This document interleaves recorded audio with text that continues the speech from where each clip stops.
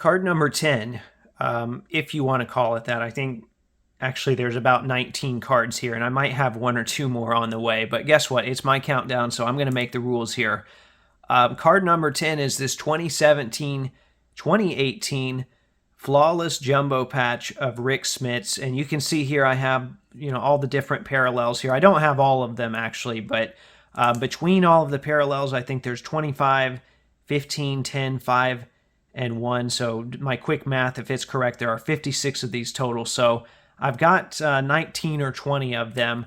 And, growing up, Rick Smits was a pretty big part of those Pacers teams that were competitive in the mid to late 90s. And one of my very first memories of going to a Pacers game is going to the Pacers side. My uncle took me, he said, hey, let's try and get some autographs. And we were able to get Travis Best and Rick Smits. So even though that autograph has kind of faded away on that program, that memory hasn't. So ever since then, I've always wanted to try and pick up some nice Rick Smits cards.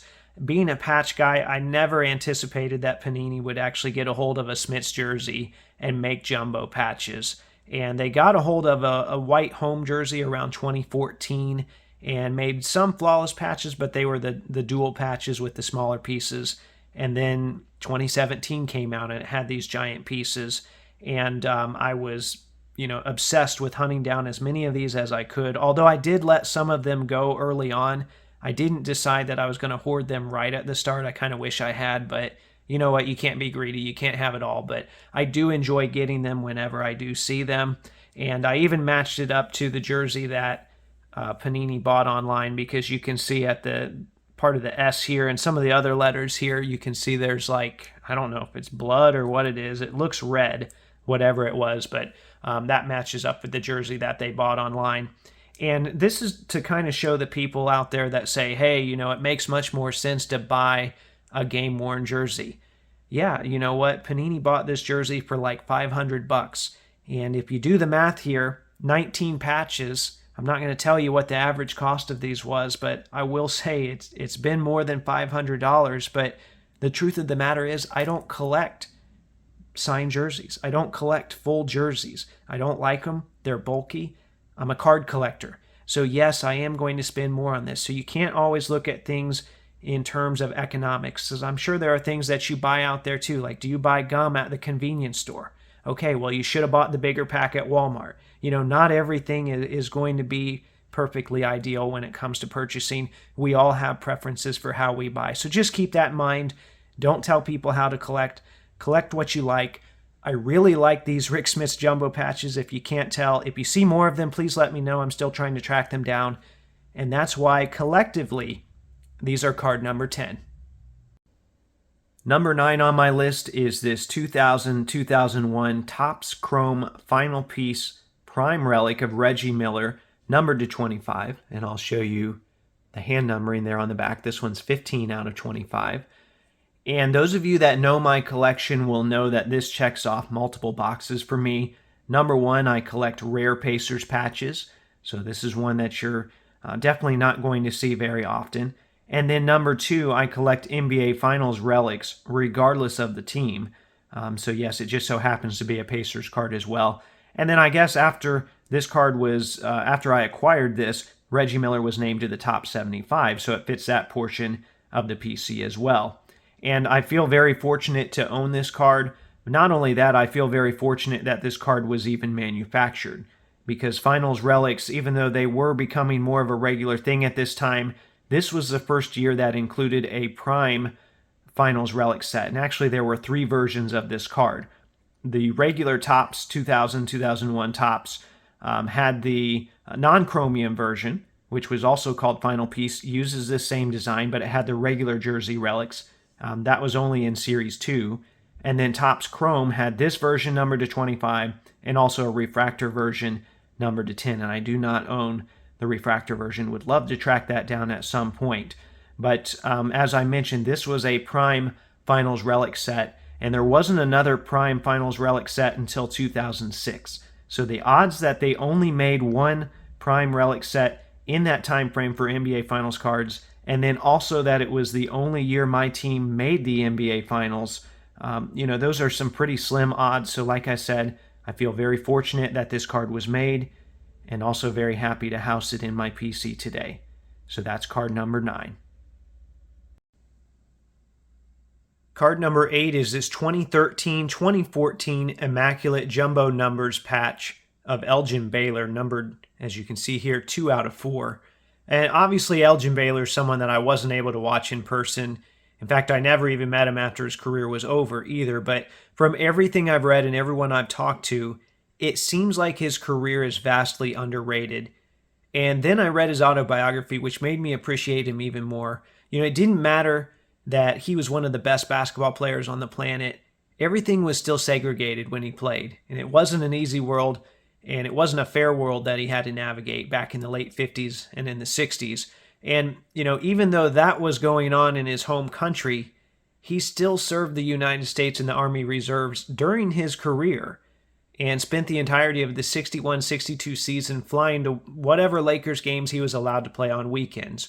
He ended up playing 48 games that year, and he averaged over 38 points per game. And let me assure you, he wasn't flying back and forth in a private jet or anything like that. So when I finally had the chance to grab a Jumbo Prime relic for Elgin Baylor, I jumped on it. Earlier in the countdown, I showed off a triple relic that featured Barry, Baylor, and Bird, and that had a piece of a blue Lakers jersey. I know Topps made some nameplate cards out of that jersey and a laundry tag, but that was it as far as the Jumbo relics go. And Panini's had a couple of Baylor jerseys at least, but for the most part, they've used them sparingly, because that stuff's not easy to come by and it's not cheap. Well, they were a little more generous in the earlier years of Immaculate and Flawless, like this card here is from 2013 Immaculate, and that's where this numbers patch came in. This was on eBay for a long time for a price that I, felt like was pretty high. Eventually someone bought it, and I was, that feeling when you're following a card, you're not going to buy it, but then someone buys it. It's like, ooh, maybe I should have gotten that. Well, I saw that person post it on Instagram, and I tried not to immediately ask to buy it. All I just said was, hey, I really like this card. I'm glad you were able to get it. If you decide to move it, just let me know. Just reach out. And he more or less indicated that this would never leave his collection. That's fine. Well, it wasn't long after that it did, in fact, leave his collection, and I never had a chance at it. So it showed up on another dealer's profile in a large lot of cards. I immediately reached out to him and said, hey, I know where you got this from. Maybe we can work out a deal. I'd been trying to work with this guy before, and I have to say he was very easy to work with, and we agreed on a price. So moral of the story, though, is that I should have bought it the first time when I saw it on eBay. But regardless, this is a card that I really value, both for Baylor's basketball significance, because I didn't even talk about it in this video, but he really innovated the game and kind of brought it more of a style that was closer to the rim for a wing player. But not just that. It wasn't just about what he did on the court, but it's also about what he did off the court. And I tried to use cards to share stories with people. So this card is a prime example of that, and that's why this ranks at card number 8. Card number 7 is this 2005-2006 Upper Deck Trilogy Trimarks triple autograph card of Danny Granger, Sarunas Jasikevičius, and Ron Artest. And I've already talked about how there was a very small window there where my PC player, Ron Artest, signed Pacers cards for card companies, although now he's back signing with Panini, albeit he's signing Meta World Peace. But there was a very small window where he signed Ron Artest for the Pacers during his playing days. And I've also already talked about Danny Granger's significance to the franchise, so just know that this card already has those qualities factored in. On top of that, it's got a really cool looking acetate design, and I know this black backdrop is probably not the best way to represent that, but you can see it is acetate here. I've done some shots on my Instagram where I've photographed the card outside, and it looks a lot better. So anyway, great looking design. All 3 autographs here are on card, and it's limited to 40 copies. I think there might also be a parallel numbered to 10, but I waited and waited and waited for one of these to show up online over the last couple of years, really the last handful of years, and it didn't. And at the same time, I knew one of my good friends in the hobby, Steve, aka Vintage Pacers on Instagram. I knew that he owned one, and this past summer we were going to meet up for the first time, I say meet up. We had been trading for like 6 years, but we had never actually met in person. So we were going to coordinate that, go to Indiana, meet up, go to this Midwest Monster Card Show in Fishers, Indiana, which we had a blast there. But before I made that trip, I asked Steve, what are the odds of you moving that triple autograph card? Because I've really been wanting one. And I knew he wasn't actively looking to move it. So I didn't want to twist his arm or anything like that. But at the same time, I knew I had some stuff that he might want. It wouldn't hurt to at least start the conversation. So he looked through my Flickr and found a pair of Danny Granger cards that he liked. One of them was a UD Black patch auto numbered to 15, and the other was a Panini Season Update Season's Best relic that featured a piece of a Mel Simon tribute patch, which I really liked both of those cards.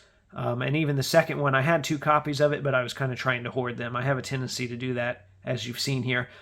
But at the end of the day, though, there were 3 cards on the table between the two of us. This card that I wanted, the 2 cards I owned that he wanted. We really didn't know current values for any of them, so I asked him what he thought was fair. And he asked if I'd do the 2 for 1.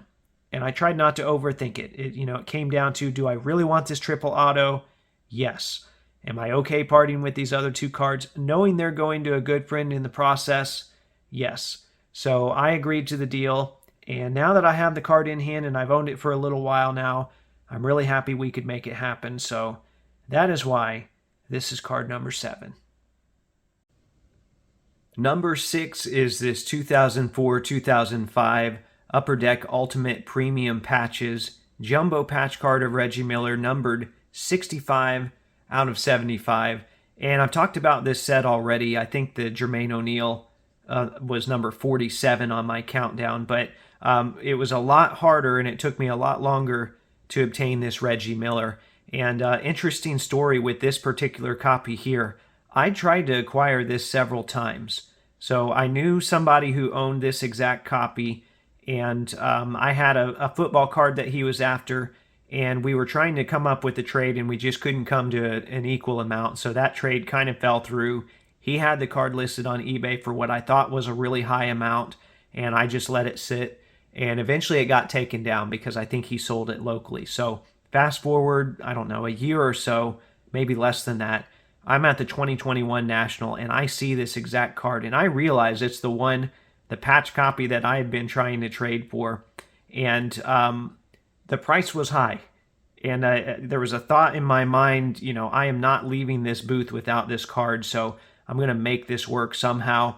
I ended up trading for half of it and paying cash for the other half, and I gave up some pretty good stuff, probably way more than I should have, but, guess what? This card, here it is now at number 6 on my countdown, so it's one that I obviously don't regret acquiring, even if it did cost me quite a bit, because this is just one of my favorite sets of all time, one of my favorite players of all time, and even though they are numbered to 75, good luck finding them. In fact, I'd love to add another Reggie. If I saw one, I would probably make a run at it. So anyway, that is card number 6.